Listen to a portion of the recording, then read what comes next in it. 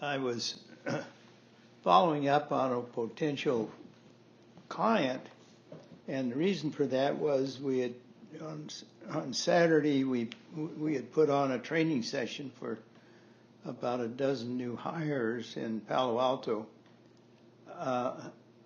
and as I went to lunch to the fellow that was the trainer, he was saying that, gee, I've got a client that's just starting.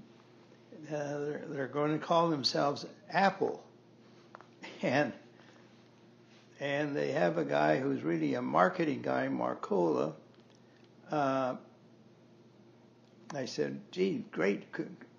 Could you give me their phone number? Oh yeah, I've got it right here. Monday, I call my client Harvey,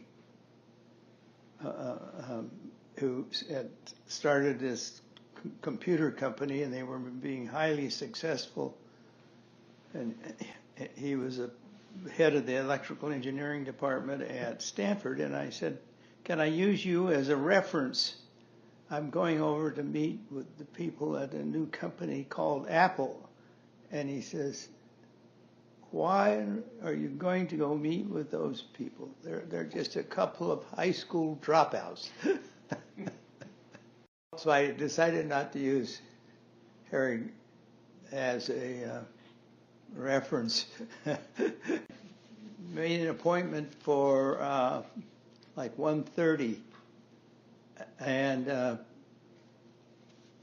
I took really an outstanding manager that we have.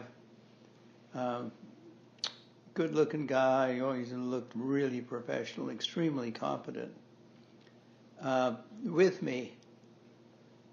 So we go over there, and there's the guy that meets us to interview with us takes us into a very small, really small conference room. And so what could we do? And I said, well, since you're just getting started, I mentioned that as a practical matter, Hewlett-Packard was sort of in the same boat when they were starting, and they only became a client of ours.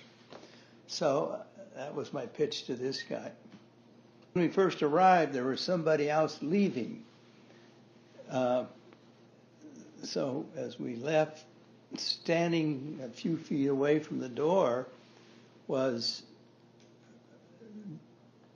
I didn't know it at the time, but it was Jobs and Wozniak. Wozniak was standing about 10 feet behind him.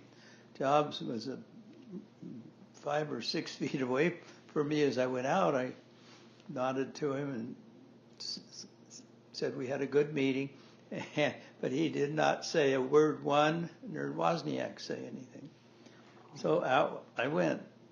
Well, whoever there was ahead of us it was a partner of Arthur Young, and they got the account, which grew into, and they still, maybe to this day, they still may handle Apple, I'm not sure. But that was an interesting experience.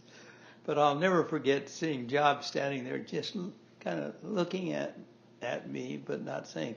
Now, I guess part of the problem here, I am in a double-breasted suit and really, really a professional.